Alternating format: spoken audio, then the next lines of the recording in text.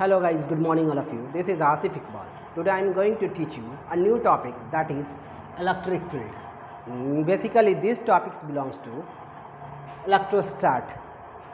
After that we derive the concept of electric field due to ring along the axial axis. Lots of student question पूछते हैं कि बताइए तो sir कि electric field due to ring कैसे निकालेंगे, और बहुत सारा ऐसा स्टूडेंट है जो बता ही नहीं पाता कि इलेक्ट्रिक फील्ड क्या है। एक्चुअल में क्या होता है, उसको विजुलाइज हो ही नहीं पाता। जब फिजिक्स में विजुलाइजेशन की कमी होगी ना तो आप फिजिक्स को पकड़ नहीं पाइएगा। बस आप क्या कीजिएगा कि रिमेंबर करके, याद करके, और उसको क्या करेंगे, नीट टाइप का जो पैटर्न होता है, नीट पे जो एग्जाम पूछा था वो क्वेश्चन बना सकते हैं, लेकिन आईआईटी का क्वेश्चन बनाना थोड़ा टफ बन जाता है। तो सर इसीलिए बेसिकली बेसिक से हम लोग चलते हैं। So without wasting our time let get into the topic. Sir अपना टॉपिक क्या है? सर इलेक्ट्रिक फील्ड क्या है? इलेक्ट्रिक फील्ड क्या, what is the main physical statement that fulfil the electric field और definition of electric field. Sir electric field, या अगर ये नहीं मिले बुक में तो मिल ही जाएगा। और दूसरा इसी चीज़ को हम लोग कहते हैं electric field intensity. Electric field intensity, दोनों चीज़ जो है ना एक ही चीज़ होता है, ये दोनों में कुछ भी चेंज नहीं है, इंटेंसिटी। सो पहले तो हम लोग सर तो ये क्यों लिख रहा है और ये क्यों? Sir for the abbreviation, for the sake of easy के लिए जो हम लोग उतना बड़ा सेंटेंस ना लिख के हम लोग छोटा सेंटेंस यूज़ करते हैं। तो सर इलेक्ट्रिक फील्ड क्या है? तो फिजिकली हम लोग बोल सकते हैं कि it is a space surrounding by a charge.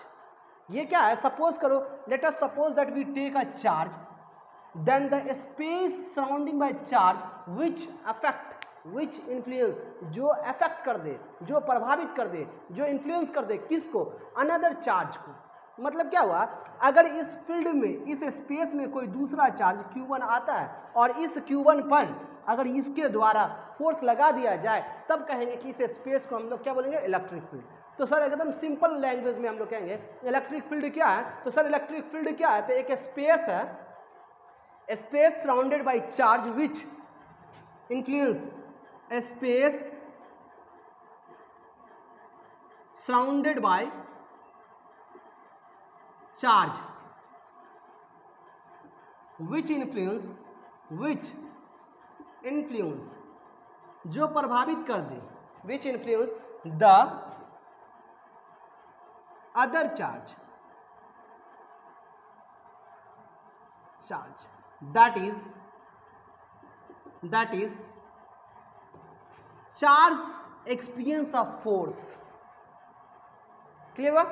अब आते हैं हम लोग चीज क्या कि सर ये तो चीज, चलो सर इसके मानी क्या हो रहा है कि सपोज करो कि we take a cricket player. Sir तो क्रिकेट प्लेयर होता है तो क्रिकेट प्लेयर के चारों तरफ जो सराउंडिंग बनता है, जो स्पेस, तो उसको कहते हैं ना क्रिकेट का ग्राउंड। इसी तरह से चार्ज का जो चारों तरफ का जो स्पेस 3D में बनेगा, उसी को हम लोग कह देते हैं इलेक्ट्रिक फील्ड।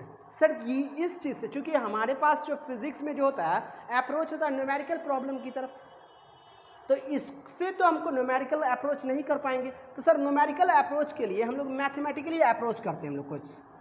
तो sir mathematically how we approach the electric field. Sir according to our NCERT और SC वर्मा और SNE Khalide, it's easily defined as that electric field क्या है?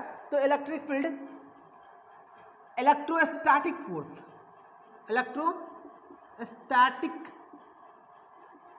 Force per unit test charge.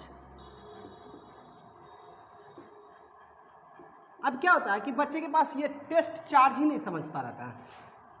बच्चा जो है इस चीज़ को नहीं समझता है कि टेस्ट चार्ज क्या है। तो सर टेस्ट चार्ज क्या होता है? ऐसा चार्ज जिस पे आप एक्सपेरिमेंट कर रहे हैं, जिस पॉइंट पर आप निकालना चाहते हैं। इसी चीज़ को डिफाइन छोटा सा अभी अगर हम लोग करना चाहें तो कहेंगे क्या? Electrostatic force per unit test charge, ये भी कह सकते हैं। दोनों चीज़ एक ही है, इसमें चलते हैं। सर तो देखते हैं हम लोग क्या करते हैं कि let us suppose that we take a charge Q1 here and this charge is separated by Q2 here,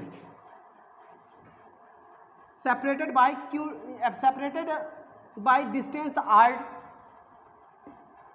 Sir what we here see that कि these two charges assume we say that these two charges are like, मान लेते हैं कि दोनों charge same property ऐसे से, तो same property के होने की वजह से दोनों रिपल्सन में होगा।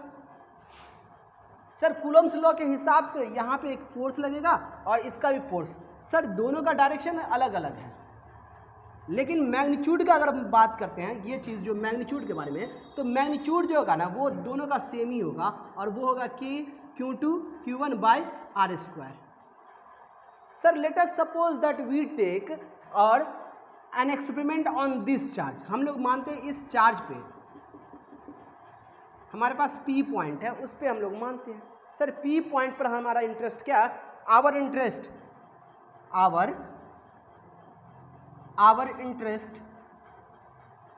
To find the E at P, हमारा मकसद क्या है, टेस्ट कर रहे हैं यहाँ पे कि यहाँ पे मेरा इलेक्ट्रिक फील्ड क्या होगा, किसके कारण, तो सर Q1 के कारण। तो सर इसको हम लोग कह सकते हैं E due to Q1 at point what sir P। Sir इसको शॉर्ट एब्रिविएशन में हम लोग डायरेक्ट लिख देते हैं EP। क्लियर हो रहा, यही हमारे पास है। अब कहते हैं सर इस चीज को हम लोग टेस्ट चार्ज मान लेते हैं। अब आते हैं हम लोग यहाँ पे say, sir according to our definition what we written as, sir हमारा डिफिनेशन कहता है क्या कि electrostatic force per unit charge, then sir हम लोग को E क्या लिखेंगे, तो E is equal to what, तो sir electrostatic force that is F अब per unit test charge Q2। Sir electrostatic force क्या है, क्योंकि ये वेक्टर क्वांटिटी है, ये हमारा वेक्टर क्वांटिटी है, तो ये भी हमारा वेक्टर क्वांटिटी होगा। सर तो direction of E should be along the direction of force। Sir हम फर्दर पूरा चीज बताएंगे, पूरे टॉपिक को क्लियर करेंगे कि फोर्स का डायरेक्शन कैसे है, नहीं है, सब कुछ बताएंगे A to Z चीज, फिर आपका पूरा कॉन्सेप्ट बन जाएगा, फिर ग्राफ कैसे होता है, क्या होता है, वो सब कुछ A to Z कॉन्सेप्ट हम बिल्डअप कर देंगे। फिर आज के बाद आप बोलोगे कि हाँ सर ये टॉपिक मजा आ गया पढ़ के। तो सर हमारे पास टॉपिक क्या था, चलो इतना चीज़ है, तो सर अभी एज यूजुअल हम लोग मैग्नीट्यूड के टर्म में सोच रहे हैं और कुछ भी नहीं। तो sir E is equal to what, F is equal to K Q1 Q2 upon R square R divided by Q2। Sir this Q cancel Q2, so our expression is written as K Q1 by R square और 1/4 pi epsilon 0 into Q1 by R square. Sir here K जो है constant है, जिसका मान ये है। Sir for numerical solution K का मान जो होता है, for the sake of easy numerical calculation के लिए हम लोग K का मान डायरेक्ट जो लिख देते हैं 9 × 10⁹। वैसे तो होता है 8.85, इसके बाद कैलकुलेशन होता है, क्योंकि अब जो इसका यूनिट बहुत अच्छा खास है। सर K का यूनिट निकालते हैं तो क्या लिख देते हैं, सर K का यूनिट निकालते हैं, ये चीज़ है। तो सर K का यूनिट जो होता है अपने पास वो न्यूटन, और न्यूटन यहाँ पे से अगर हम लोग सोचे तो न्यूटन और ये मीटर स्क्वायर पर कूलम स्क्वायर। आई होप कि आपको समझ में आ रहा होगा। तो ये सब चीज़ हमारे पास फैक्टर नहीं है, ये बहुत बड़ा फैक्टर नहीं है, हमारा फैक्टर है इसका डायरेक्शन। तो जब इतना चीज़ तो हम लोग के पास आया, तो इसका स्पेस हम लोग कैसे सोचेंगे, देखिए अपने पास स्पेस जो आया है, तो सर E जो है E at point P due to Q1, E जो है P के कारण कैसे होगा। तो सर ये मान लीजिए मेरे पास Q1 चार्ज है, एक पॉइंट यहाँ पे है, तो सर यहाँ से यहाँ का दूरी मेरे पास R है, डिस्टेंस। तो सर यहाँ पे जो मेरा E होगा वो जो होगा मेरे पास KQ by R square. Sir as our previous word, sir कहते क्या कि E हमारा क्या है, E हमारा जो फील्ड है, वेक्टर क्वांटिटी है।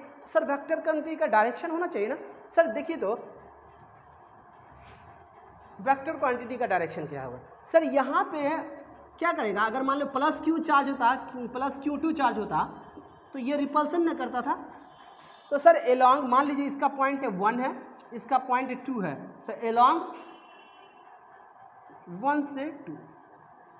अब क्या होगा कि लड़के लोग को समझ में आता है ये सब चीज़, लेकिन क्या फिर से बेसिक में फंस जाता है। सर बेसिक फंसने का एक ही वजह है कि उसको पोजीशन वेक्टर का कोई कॉन्सेप्ट ही नहीं मालूम है। सर पोजीशन वेक्टर के कॉन्सेप्ट को क्लियर करने के लिए फिर आपको वहाँ पे पहुँचना होगा।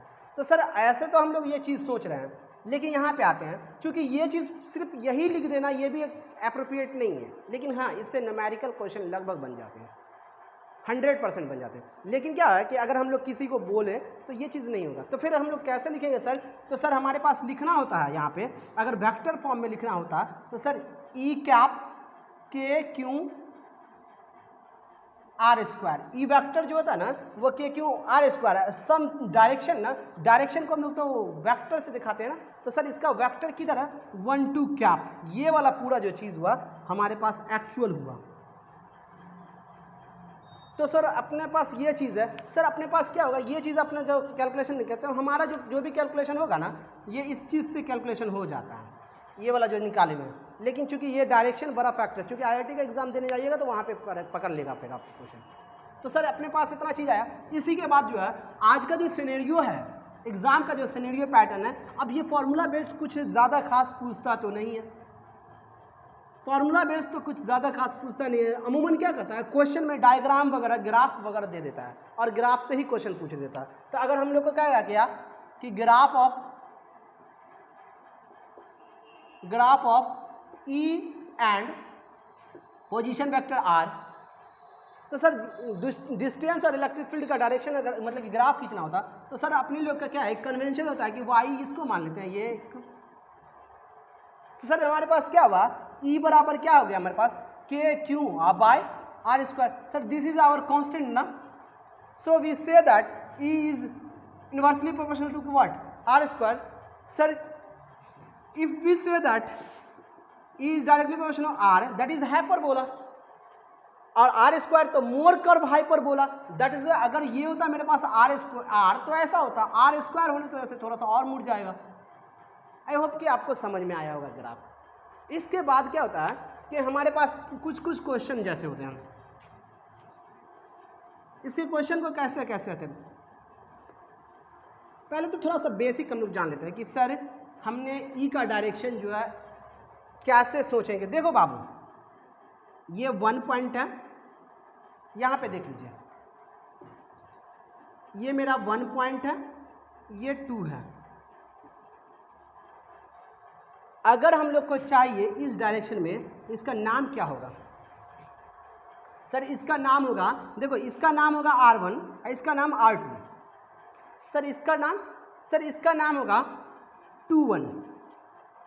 सर इसका मतलब क्या हुआ sir, position vector of 2 with respect to 1। Sir position vector of 1, इसका position vector with respect to origin. Sir इसका position vector of this with respect to origin.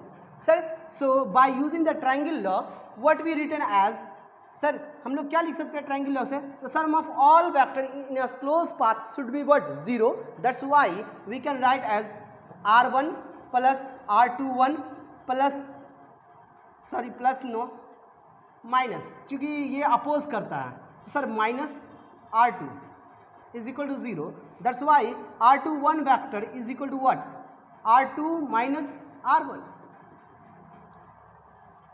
Similarly अगर कोई फोर्स इस तरह से था, देखो बाबू, तो सर अपने पास ये चीज़ है। सर इसका डायरेक्शन कैसे होगा, तो सर इसका जो ये तो मेरे पास वेक्टर है, इसका अगर डायरेक्शन निकालना होता तो यूनिट वेक्टर से दिखाते हैं, और यूनिट वेक्टर तो ये है ना मेरे पास। इसी तरह से मान लो कि यहाँ पे कोई चार्ज है, 2 चार्ज Q1 और ये Q2, और हमसे पूछा जा रहा है बताइए F12 क्या होगा। That means what sir, force on 1 due to 2। Sir 1 पे 2 के कारण, सर 1 पे 2 के कारण तो ये इधर भागेगा, due to same charge means what, repulsive nature. तो सर हम लोग क्या लिख देंगे सर, मैग्नीट्यूड तो K Q1 Q2 upon R square, लेकिन डायरेक्शन किधर है देखो तो बाबू। सर देखो तो अगर डायरेक्शन ऐसे होता था तो 2 1 से 2, सर डायरेक्शन किधर हो रहा है ऐसे ना, तो अगर इसको हम लोग 1 माने थे, इसको 2, तो हम लोग क्या लिखेंगे R21, इस पर ऐसे क्या आई होप कि क्लियर हो रहा है। इसी चीज़ को अगर हम लोग इलेक्ट्रिक फील्ड के रूप में लिख दे बाबू, इसी चीज़ को इलेक्ट्रिक फील्ड के रूप में, तो E12 is equal to what, तो सर KQ1, क्योंकि हमको 1 पे निकालना है, और बाय Q2 अब बाय R स्क्वायर। एक्सपेरिमेंट कर रहे हैं किस पे, Q2 पे। चूंकि ये स्केलर क्वांटिटी है तो ये डायरेक्शन फैक्टर है ही नहीं, और क्या हो जाएगा इसका डायरेक्शन R21 कैप। सर इससे ये कैंसिल हो जाता है, तो E12 cap is equal to KQ1 by R square R21 cap. Sir this is our conclusion that sir electric field should be along the direction of the what, the electrostatic force. I hope कि मैंने इस topic को clear कर दिया। फिर भी अगर किसी को दिक्कत होगा वो हमें मैसेज या फिर व्हाट्सएप पे जो भी है अपना कीजिएगा, तो फिर हम आपको इसका रिप्लाई दे देंगे। चलिए, have a nice day, thank you.